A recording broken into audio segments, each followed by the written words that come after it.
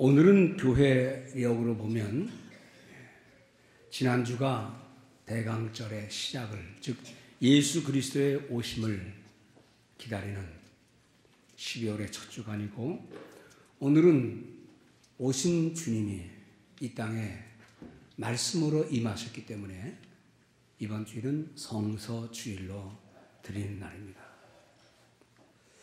예수 그리스도의 오심이 인생에게 어떤 영향을 끼치고 또 어떤 모습으로 무엇을 담고 오셨는가를 생각하면, 요한복음에 있는 대로 말씀이 육신이 되어 이 땅에 오셔서 우리 모든 인생들에게 주시는 소중한 말씀들,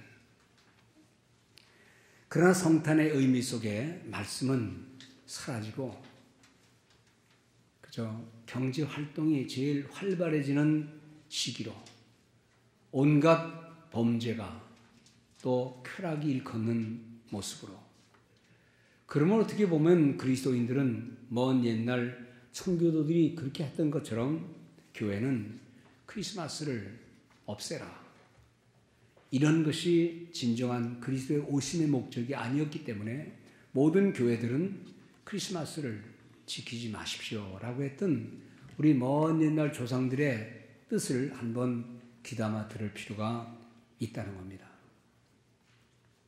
말씀으로 오신 예수 그리스도, 인생의 길을 허물진 죄악을 다 용서하시기 위해 하늘의 뜻을 가지고 이 땅에 오신 그 주님, 근데 이 땅에 있는 오늘날의 많은 사람들, 심지어 교회당을 들락날락거리는 사람들조차도 주님이 오신, 그리고 주님이 오셔서 주신 그 모든 말씀들을 제쳐놓고 그죠?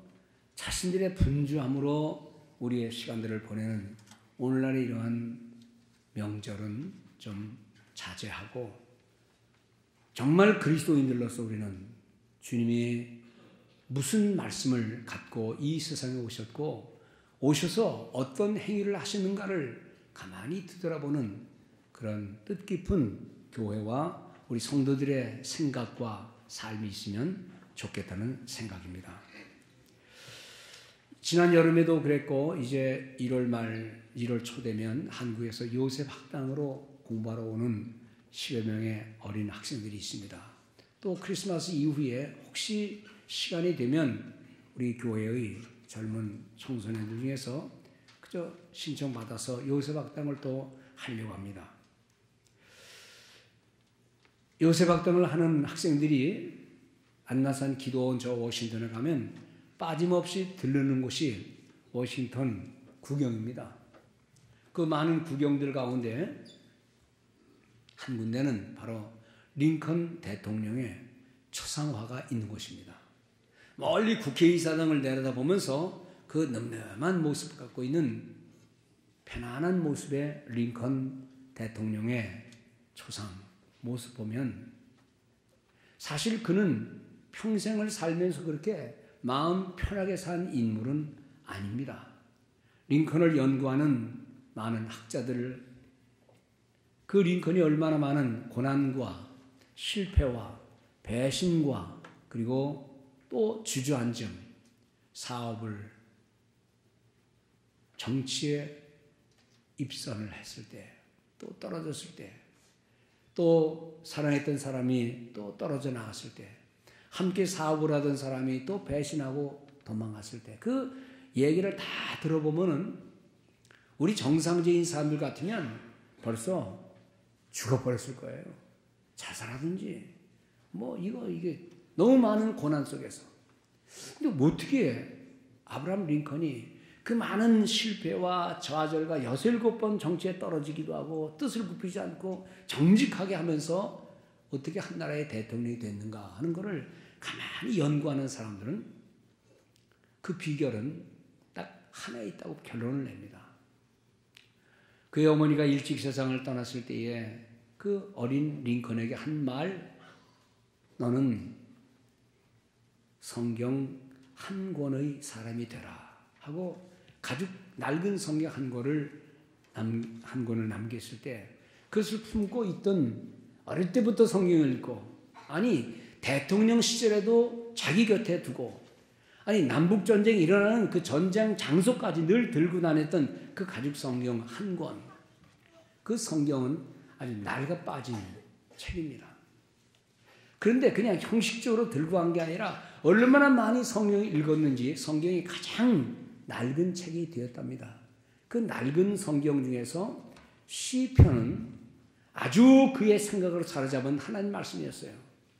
시편 가운데 시편 34편은 제일 손때가 많이 묻은 성경 구절로 연구한 사람들은 보고 있습니다. 지금도 그의 소장품 가운데 있는 가장 조그마한 성경책 속에서 다 낡고 낡은, 그래서 아무것도 아닌 것 같지만 사실 그의 실패와 좌절과 눈물과 고통, 배신 속에서도 끊임없이 그를 유지하게 한 것은 하나님의 말씀. 시편 34편 그가 읽었을 걸 생각하면서 손때가 제일 많이 묻었다는 그 성경 구절을 저도 종종 읽어댑니다. 34편 1절은 이렇게 되어 있습니다. 내가 여호와를 항상 송축하며 내 입술로 항상 주를 찬양하리이다. 이게 항상이, 이 아브라함 링컨이 어떤 경우에 이런 말을 생각했겠느냐 이 말이에요. 2절 내 영혼이 여호와를 자랑하리니 곤고한 자들이 이를 듣고 기뻐하리로다. 수많은 곤고함을 당했던 아브라함 링컨이 이 구절을 읽으면서 무슨 생각을 했을까? 3절 나와 함께 여호와를 광대하시다며 함께 그의 이름을 높이세. 4절 내가 여호와께 간구하며 내게 응답하시고 내 모든 두려움에서 나를 건지셨도다. 4절입니다. 내가 여호와께 간구하며 내게 응답하시고 내 모든 두려움에서 나를 건지셨도다. 사업하는 사람이 돈을 투자할 때 정치에 온 생명 걸고 당선을 위해서 했는데 떨어졌을 때 그 얼마나 절망이 있겠어요. 8절 너희는 여호와의 선하심을 맛보아할지어다. 그에게 피하는 자는 복이 있도다. 10절 젊은 사자는 궁핍하여 줄일지라도 여호와를 찾는 자는 모든 좋은 것에 부족함이 없으리로다. 그 많은 절망과 넘어짐과 실패 속에서도 이 말씀을 읽으면서 얼마나 많은 위로를 받았을까. 12절과 13절 생명을 사모하고 연수를 사랑하여 복받기를 원하는 사람이 누구뇨? 내 혀를 금하며 내 입술을 거짓말해서 금할지어다. 18절입니다. 여호와는 마음이 상한 자를 가까이 하시고 중심으로 통회하는 자를 구원하시는도다. 얼마나 마음이 많이 상했겠어요. 근데 위로를 누가 받을 수 있습니까? 누가 줄 수 있습니까? 이때 이 말씀을 읽으면서 그는 어떤 마음의 각오를 다졌을까? 19절 의인은 고난이 많으나 여호와께서 그의 모든 고난에서 건지시는도다. 아마 대통령이 된 이후에 전장의 자리에 가서도 이 말씀을 읽으면서 우리의 많은 고난은 주님이 건져주신다는 확신을 가지고 있었기 때문에 그는 시편을 읽을 때 34편을 많이 읽으면서 하나님의 뜻을 쫓아 행한 믿음의 삶이었을 줄로 우리는 믿는 겁니다. 위대한 작가인 빅토르 위고라는 사람이 두 가지 가장 소중한 것을 가까이 했다 그러는데, 첫째는 성경 말씀, 둘째는 셰익스피어의 작품입니다. 근데 사실 셰익스피어는 성경을 많이 읽은 사람으로 알려진 대문학가입니다. 성경에서 모든 주제를 다 따와서 극작을 표현하는 것으로 우리는 알기 때문에 결국 빅토르 위고가 가졌던 최고의 생각은 성경이라는 겁니다. 오직 말씀. 만일 어떤 안 믿는 사람들이 여러분들에게 성경이 도대체 뭐요? 또 좀 아는 사람이 당신은 성경 중에서 어디를 제일 좋아합니까? 뭐가 당신을 살리는 말씀입니까? 라고 말할 때 여러분들은 어디 성경 구절을 내놓고 이 말씀입니다. 내가 어려웠을 때 이 말씀이 제일 좋았고, 지금은 내가 이 말씀이 제일 좋았고, 청소년 때는 이 말씀 때문에 내가 꿈을 가졌고 하는 이 하나님 말씀을 우리는 얼마나 가까이 하는가를 생각하면서 성서 주일, 예수가 이 땅에 오셨다는 이 오심의 목적이 말씀으로 오셨다. 말씀이 육신이 되어 인생들과 함께 교화하시면서 하늘의 뜻을 전달해 주셨다는 예수의 오심을 우리는 말씀 가운데 찾는 복된 성도들 되시기 바랍니다. 지나가는 말에 이런 말이 있습니다. 자주 보는 사자는 종종 고양이처럼 보인다. 그 우욕이 가득한 아주 멋있는 사자가 어쩌다 보면 정말 무섭고 놀랍고 신기하고 정말 아주 멋진 짐승인데 매일 보니까 그냥 고양이처럼 보인다는 거예요. 하나님 말씀 아무 때라도 볼 수 있다고 생각하니까 늘 말씀을 대하니까 말씀의 소중한 것을 알지 못하고 아무 때라도 볼 수 있으니까 뒤로 미루고 또 다음으로 미루고 말씀을 늘 듣는데 익숙하니까 말씀의 소중한 의미를 깨닫지 못하기 때문에 어쩌면 현대인들은 말씀의 홍수 속에서 진짜 말씀을 찾지 못하는,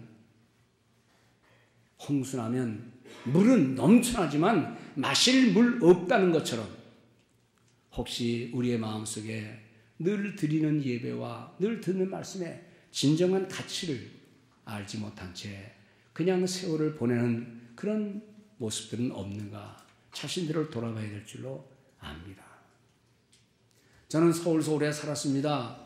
서울서 오래 살았으면서도 남산타워 올라가 본 적은 없습니다.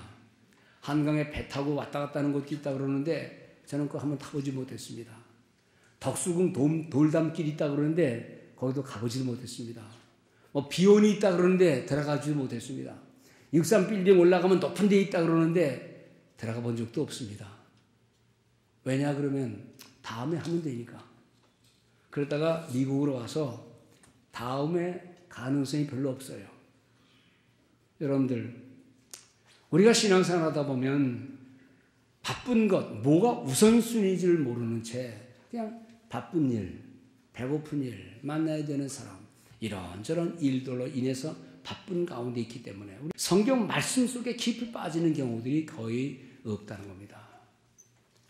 예수 믿는 사람들을 가리켜서 별명이 있다면 그것은 곧 성경의 사람들이어야 합니다. 다른 아무 많은 일들이 있다 할지라도 하나님 말씀을 가까이 하지 못하는, 하나님 말씀을 읽지 못하도록 만드는 우리의 분주함이 있다면 우리는 자신을 좀 돌아봐야 될 줄로 압니다. 그래서 우리 장로님들, 중직자들 성경을 늘 읽게 하고 말씀을 늘 가까이 하게 하고 성경 공부를 하게 하고 또 가르치게 하고, 그래서 우리 장로님들 제 신임 할 때 제일 중요한 것은 1년에 1독을 했느냐 안 했느냐. 안 하면 자격이 없는 겁니다. 말씀 읽고 순종하고 말씀대로 살려고 애를 쓰는 그 모습에서 신앙의 본을 보여야 될 것이고 또 우리는 그 뒤를 따라야 할 것입니다. 시편 119편 130절 오늘 설교의 제목에도 거기 나왔지만 주의 말씀을 열면 빛이 비추어 우둔한 사람들을 깨닫게 하나이다. 말씀을 열면 빛이 비추인다. 우리는 얼마나 자주 말씀을 열어보고 있는지. 하나님의 말씀이 우리 인간 속에 들어와서 비추면 나의 더러운 모습 보게 될 것이고 내가 하나님을 사랑하는 마음도 비춰질 것이고 내 속에 들어있는 온갖 영적인 게으름도 악한 모습도 그리고 주님을 향하는 사랑도 다 느껴볼 수 있는데 이것을 주의 말씀 가운데서 이해되어야 한다는 것입니다. 사실 우리가 사물을 모두 보는 것은 이 빛에 반사된 것으로 보는 거죠. 이것이 다 꺼져 있으면 태양이 빛을 멈추면 온갖 것은 다 캄캄할 뿐만 아니라 다 죽습니다. 말씀이 모든 만사를 비치게 하는 것이고 우리를 깨닫게 하는 것인데 오늘 이 말씀 없이 내 생각, 내 고집, 내 주장대로 신앙생활하지 마시고 우리 하나님 말씀에 감동받아서 주님이 원하시는 그런 삶을 살아가는 복된 성도 되시기를 바랍니다. 여호와의 말씀 없이는 인생의 죄악과 우리의 허물과 영적인 게으른 모습들을 도무지 볼 수가 없다는 겁니다. 그러므로 우리는 하나님 말씀을 가까이 하면서 이 세상에서 있는 온갖 전쟁과 어려움과 절망과 무의미함을 말씀 속에서 깨닫고 이것을 어떻게 유의미하고 기쁘고 소망으로 바꿀 수 있는가를 말씀 속에서 깨닫는 우리 모든 성도들 되셔야만 할 줄로 믿습니다. 우리는 살면서 크고 작은 또 중요하거나 중요하지 않은 얼마나 많은 질문들을 가지고 있습니까? 인간으로서 먹고 사는 것이 전부가 아니기 때문에 우리는 삶의 의미를 향한 질문들을 많이 합니다. 이 질문들에게 대답할 수 있는 이가 누가 있습니까? 어떤 철학자가, 어떤 소설가가, 어떤 사상가가 인생의 모든 질문에 대한 대답을 해줄 수가 있느냐 이 말씀이에요. 성경을 떠나서는 결코 답도 없는, 이해될 수 없는 인생의 모든 문제들, 성경이 답이고 거기에서 모든 문제의 해결점이 나오는데 우리는 과연 이 성경을 얼마나 가까이 하는가? 오늘 우리가 들고 있는 이 모든 성경은 오랜 세월 동안 읽혀지지 못했던 책이었습니다. 성경을 금서 목록에 집어넣고 타락한 인간, 범죄한 인간이 어떻게 감히 거룩한 하나님 말씀을 읽을 수 있느냐 해서 성경을 번역 못하게 했던 그 어두운 역사를 우리는 또 압니다. 그러면 그 모든 것들을 뒤로하고 이제는 복음이 들려지는 모든 곳마다 우리는 성경 번역사들이 들어가고 성경책이 보급되고 성경을 가르치는 일들, 먹이고 재우고 잘 살게 해주는 것보다 가장 중요한 것은요, 하나님 말씀을 읽혀주는 거예요. 여러분들 그런 그림 보였습니까? 1800년 말 1900년 초에 우리 조선 사람들 중에 70~80%가 문맹이었습니다. 글을 읽을 줄 모르는 거예요. 말은 하지만 볼 줄 모르기 때문에 선교사들이 저 중국에서 다른 나라에서 미리 한국말을 다 배워온 다음 그리고 성경을 가르치기 위해서 성경을 읽을 수 없으니 성도들 바깥에 마당에 내놓고 마당 그냥 땅바닥에다가 좀 아는 선교사님이 아는 성경교사가 성도들에게 기역, 니은, 디귿, 가갸, 거겨 가르치면서 한글을 가르쳤어요.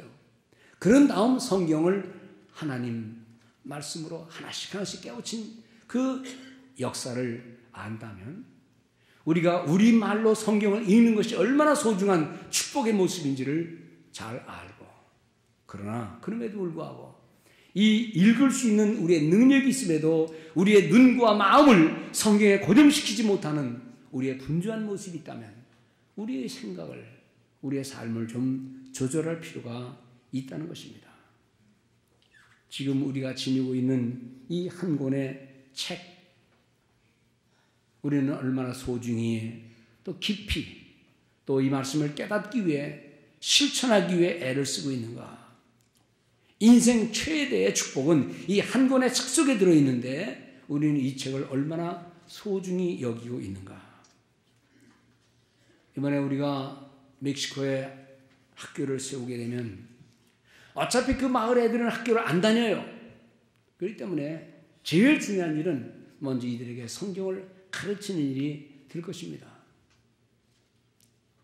물론 정식 공립학교는 아닙니다. 어차피 아이들은 또 다른 방법으로 해서 그저 학교를 졸업하는 서티피케이트를 줘야 될 것이고 또 그렇게 해서 또 대학 들어가는 길도 있으니까 그걸 택할 거예요. 저 멕시코에 있는 레오나 비카리오라고는 조그마한 선교지가 있는데 선교사님들이 가서 학교를 세웠어요. 유치원을 세우고 초등학교를 세우고 중고등학교까지 하려고 넓은 대지를 받았는데 그래서 선생님들을 모으고 기도하고 월급을 줘가면서 학교를 운영했는데 월급을 잘 줄 때는 아무 문제 없었어요. 근데 이제 어떤 어려움이 있어서 월급이 좀 지체되니까 거기 있는 사람이 교육청에 고발을 했어요. 무슨 고발인 줄 압니까? 이 학교에서 성경 얘기했다. 우리한테 기도하라 그래서 기도 같이 했다. 이게 죄예요. 결국 학교를 폐쇄했습니다. 뺏겼습니다. 얼마나 인생들에게, 우리 자녀들에게 복이 되는 말씀인데 나라의 법으로는 못하게 돼 있으니, 이게 돈 잘 줄 때는 아무 문제 없었지만 뭐 문제가 생기면, 고발당하면 그 이유로, 기도했다는 이유로, 성경 가르쳤다는 이유로 학교를 폐쇄시키는 이 나쁜 정책이에요. 말씀을 가르침으로 얼마나 아이들이 밝아질 것이고 나라에 미래가 있을 것이고, 기도함으로 얼마나 소중한 일들이 벌어질 텐데 그러지 못하는 슬픈 일들이 많다는 겁니다. 우리나라도 일제시대 때 이거 일본 놈들이 성경 어디를 못 읽게 하고, 설교자들이 어떤 본문은 설교 못하게 하고, 요한계시록 희망을 주는 말이기 때문에 못하게 하고, 출애굽기 이스라엘 백성들에게 애국심을 가르치고 집단으로 나올 수 있기 때문에 이것도 못 가르치게 하고, 나중에는 설교 본문을 다 제출한 다음 설교를 허가받고 하라고 하는 이런 기가 막힌 일도 있었다는 겁니다.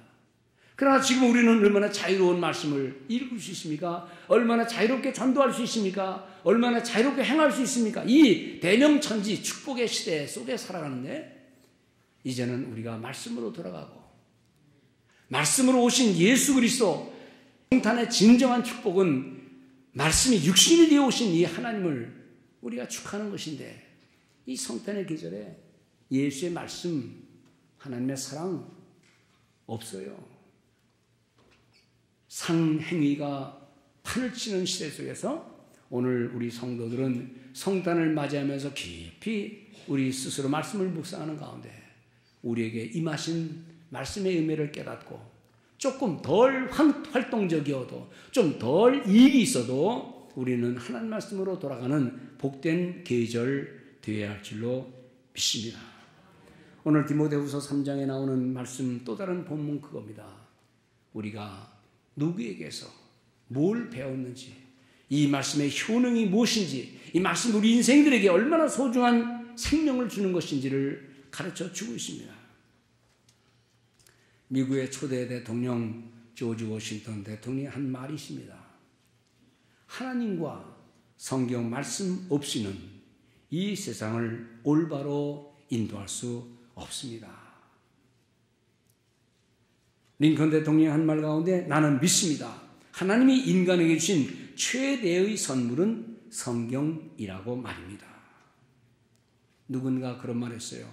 내가 피곤할 때에 성경이 나의 침대가 되고, 내가 어둠 속에 있을 때에 성경이 나의 빛이 되고, 내가 배고플 때 성경이 나의 참된 양식이 되고, 내가 두려움에 빠졌을 때 성경은 나를 무장시켜주는 갑옷이 되고, 내가 병들었을 때 성경은 나를 고쳐주는 양약이 되고, 내가 만일 일하려면 성경이 나의 가장 훌륭한 도구가 된다.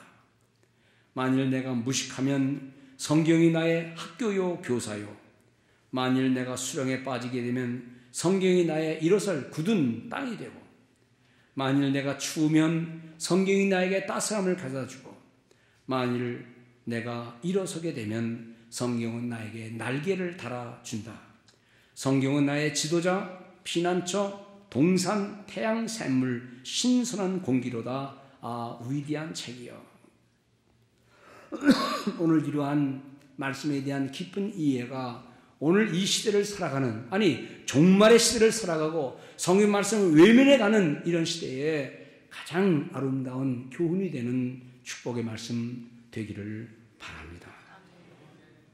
미국의 실업가로서 최고의 성공을 행했던, 그리고 나중에 최신부 장관 역할을 했던 존 워너메이커라는 일명에서 백화점의 왕이라는 사람이 있습니다. 14살 때에 너무 가난해서 상점 종업원으로 갔지만 돈 계산이 좀 어려워서 주인한테 너 같은 놈은 취급받다. 너같이 돈 계산이 못하는 놈은 영 틀렸다, 나가라. 그래서 쫓겨났어요. 그러나 그는 끊임없이 뭐 한 가지를 사랑했고 꼭 그 한 가지에 집착했고, 그리고는 23살 때에 의류 상점을 개설하고 31살 때에 1869년 세계 최초로 거대한 백화점을 여기저기 내면서 그는 백화점의 왕이라는 칭호를 받았습니다. 그가 집착한 한 가지, 거기서 그는 탁월한 판단력을 얻게 되었습니다. 탁월한 경영 능력을 얻게 되었습니다. 그냥 읽은 게 아니라 거기서 뭔가 인간 관계를 깨닫고 사람과의 모든 관계를 깨닫고 하나님을 경외하는 이 삶의 비결을 배운 다음 거기에 집착하여 때로 실패도 있었지만은 말씀으로 다시 돌아와서 그가 투자한 모든 일에 아주 굉장한 성공을 거둔 사람입니다. 그가 성공을 거뒀을 때 어떤 신문기자가 질문했답니다. 선생님, 지금까지 투자를 많이 해서 그 많은 성공을 거뒀는데 당신이 재산이 도대체 얼마고 가장 성공적인 투자는 뭡니까? 라고 물을 때 원아메이 그가 하는 말이 나의 전 재산은 건물과 땅 그것만 해도 대략 200억 달러다. 그 당시 200억 달러니 뭐 보통 아니죠. 그런데 당신에게 가장 소중한 투자를 한 것이 뭐냐고 물으면 그것은 이렇게 말할 수 있습니다. 내가 11살 10월 소년이었을 때 내가 없는 돈 중에 $2 75센트를 주고 산 빨간 가죽 성경입니다.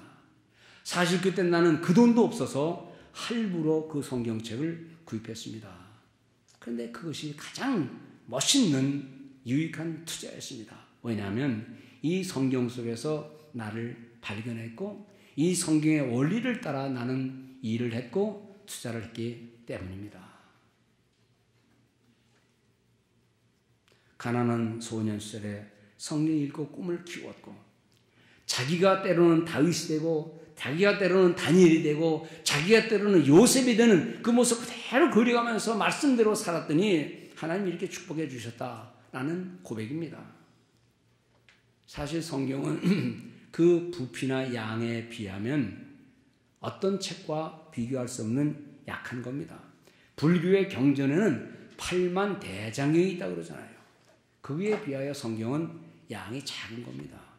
유교는 사서삼경, 성경보다 훨씬 많은 양의 책입니다. 소설가들의 많은 분량보다도 적고 셰익스피어의 전집 수십 권보다도 성경은 작고 대형 백과 사전보다도 성경은 작은 양입니다. 그러나 성경은 그러한 책들과는 비교할 수가 없는 겁니다. 왜냐하면 그 성경의 교훈 때문에 역사가 달라지고 인생이 바뀌고 삶이 변화되는 모습을 우리가 너무나 많이 보았기 때문에 비록 작은 책인 것 같지만 그 책 속에 인생의 모든 비밀을 다 알게 된다는 겁니다. 그러므로 우리가 성경을 여러분들은 나이가 어떻든지 상황이 어떻든지 항상 하나님 말씀 중심의 삶을 살아가는 성도들 되셔야 할 줄로 믿습니다. 이번에 선교지 가서 이제 건물 보면 1층에도 방이 많지만 2층에 방이 한 대여섯 개 됩니다. 그 방을 만든 이유는 딱 한 가지입니다. 제 머릿속에는. 우리 성도들, 뉴욕에 있는 성도들 가서 성경 사관학교 거기서 성경 깊이 읽고 낮에는 착한 일 많이 하고 새벽이나 밤중에는 성경 읽어대고 거기서 성경 읽고 돈 몇 푼만 있으면 공짜로 있을 수 있는 곳에서 맑은 공기 아무 오염 없는 곳에서 성경 깊이 읽고 묵상하고 살아가는 그런 모습들. 그런 낮에는 가서 좀 착한 일 좀 하면서 그런 일을 하려고 방을 따로 꾸민 것입니다. 우리 성도님들 분주한 일상에서도 여러분들의 시간에 짬을 내어서 거기 비록 가지는 못해도 우리의 삶의 모습에서 시간이 있을 때에 교회당 와서 성경 좀 읽고 저 깨끗한 좋은 도서관 같은 데 가서 성경 좀 읽으면서 그렇게 말씀의 사람으로서의 삶을 종종 시간을 내 읽는다면 그 삶은 비록 세상 사람처럼 부하지는 못해도 넉넉하지는 못해도 하나님 말씀을 깊이 묵상하는 그 모습에서 우리의 신앙의 아름다운 꽃이 필 줄로 믿습니다. 누군가 성경책을 가르쳐서 황금 박스라 해요. 황금 박스. 이 황금 박스라는 말 하니까요, 생각이 나는 게 있습니다. 내가 종종 여러분들에게 말씀드렸지만, 저 알래스카 땅, 1869년인가요? 그쯤에서 소련이 돈은 없고 미국은 부자 나라 그러니 알래스카 땅을 사라고 제의를 했습니다. 눈 덮인 땅, 얼음덩어리 땅, 무슨 살 가치가 있어요? 그러나 그 땅을 한번 가서 보고 둘러본 그 당시 대통령 앤드루 존슨이 가만히 보니까 이거 굉장한 땅이 될 거예요. 그래서 백성들과 의논도 안 하고 의회의 승인도 안 받고 그냥 계약을 해버렸어요. 나중에 알려지니까요, 난리가 났습니다. 온갖 비난이 다 들어오는 거예요. 얼음덩어리가 우리나라에 모자라냐? 쓸모없는 땅을 왜 사느냐? 그래가지고 탄핵 위기까지 막 그냥 빗발치는 쓸데없는 돈 720만 불, 그 당시도 큰 돈이지요. 그러나 앤드류 존슨은 소신을 굽히지 않았습니다. 보십시오. 두고 봅시다. 아니나 다를까 조금 있다 보니까 그 알래스카 땅은 5배 황금어장이에요. 수목의 황금어장이에요. 온갖 것들이 다 있고 자연 풍경은 말할 것도 없고, 그 다음에 땅속에 그냥 엄청난 양의 석유가 들어있습니다. 반대했던 모든 정치인들이 그에게 와서 죄송하다고 미안하다고 다 사과를 했다 그럽니다. 그런데 사과하기 전까지 많은 사람들이 비난하면서, 심지어 어떤 의원들은 대통령한테 와서 당신이 무슨 얼음덩어리가 필요하냐? 미시시피 강에 물을 갖다가 얼려서 당신 집에 넣으면 아이스박스 될 거 아니냐? 아이스박스 더 얻으려고 그 쓸데없는 땅을 샀느냐? 그렇게 말한 사람들이 나중에 알래스카 땅의 그 진면목을 알고 나서는 다 사과하고, 여러분들 보세요. 그 알래스카 땅에 지금 소련 기지가 들어왔다는 상상을 해보세요. 미국이 얼마나 위태하겠어요. 먼 미래를 바라보는. 그래서 처음에는 아이스박스라고 여겼던 알래스카 땅을 가리켜서 황금박스로 알려졌다 그렇게 말합니다. 여러분들, 알래스카 땅 샀다고 해서 그러나 사람 마음이 바뀌는 거 아닙니다. 구원의 길이 열리는 것도 아닙니다. 성경 말씀 속에서 우리는 성경을 통하여 나를 발견하고 인생에 가는 길을 발견하고, 비록 분주한 가운데서 그 말씀을 마치 읽은 것처럼 어떤 현장에서도 그저 그것이 낡을 정도로 가까이 한다면 하나님이 그 삶을 축복해 주실 줄로 믿습니다. 오늘 성서주일이기 때문에 찬송 첫 장을 199장 나의 사랑하는 책, 비록 헤어졌지만 얼마나 많이 읽었길래 헤어졌습니까? 여러분들은 성경을 얼마나 많이 늘 가까이 합니까? 시간을 내고 거기에 눈물도 나고 또 감사도 나고 탄식도 하면서 하나님 말씀을 가까이 할 때 오는 그 놀라운 은혜, 그 후렴에 그려보세요. 귀하고 귀하다. 영어에는요, blessed book, precious book, blessed book, precious book. 그리고 영어 그 원문에 보면 그 말씀을 가만히 읽으면서 좁은 길로 가다 보면 천국의 길이 열린다는 그 말인데, 그게 우리말로 정확히 번역을 해놓지 않았기 때문에 그냥 우리는 그냥 대충 부릅니다만은, 이 말씀을 가만히 읽고 그 말씀을 따라 좁은 길을 가다 보면 인생의 아름다운 성공의 길이 열린다는 이 귀한 찬송이니, 여러분들 그 찬송 부를 때 좀 잘 음미하면서 부르면 좋을 줄 압니다. 가장 소중하게 들어있고 인생의 구원의 길을 알게 하는, 나를 알게 하고 내 이웃을 알게 하고 세상을 알게 하고 어떻게 살아야 될지를 모든 것 가르치는, 물론 그 성경 속에는요 미움도 있고요, 살인도 있고요, 온갖 나쁜 일도 많이 있어요. 근데 그 모든 이야기 속에서 그 모든 악한 일들이든 어떤 일들이든 그 일들 속에 나타난 하나님의 뜻이 있습니다. 악한 이야기든 전쟁 이야기든 슬픈 이야기든 그 모든 일 속에 간섭하시는 하나님, 그 모든 일이 지금의 우리들에게도 해당되는 것이고, 간섭하시는 하나님의 은혜를 따라서 성경을 펴면서 우리는 그 하나님의 뜻을 깨닫게 된다는 겁니다. 좀 늦은 것 같기는 하지만 우리 자녀들에게 성경의 말씀을 읽히세요. 멀리 있는 아이들에게도 어떤 소식을 전하기 전 여러분들이 깨달은 성경 말씀을 가르쳐 주세요. 내가 가장 감동받은 오늘의 말씀이 무엇인가를 알려주면서 우리 자녀들이 엄마 아빠가 이렇게 하나님 말씀에 감동받는다는 사실을 알려주세요. 그것이 가장 좋은 교육인 줄을 믿으시기 바랍니다. 루터는 말하기를 성경은 마치 구유와 같고 성경이라는 구유 속에서 우리는 아기 예수를 만나게 된다라고 말했습니다. 예수 그리스도를 포기하지 않는 믿음, 그것은 단순히 교회당을 드나드는 게 아니라 하나님 말씀에 귀를 기울이고 우리의 시간을 내어서 하나님 말씀을 갖게 하는 거예요. 제가 목사회 회장을 이제 하게 되는데 우리 목사님들을 어떻게 섬길까 생각하다가 온갖 별 생각을 다 해왔습니다. 그러다가 이제 1대1 운동을 하자. 속으로 그렇게 생각한 거예요. 그래서 하루에 1시간 기도, 하루에 1시간 이상 성경, 그리고 하루에 1시간 정도 운동. 그래서 영육간에 강건하기 위해서 기도 1시간을 꼭 합시다. 목사님들 우리 1시간 이상 성경을 꼭 봅시다. 그리고 1시간 동안 운동을 합시다.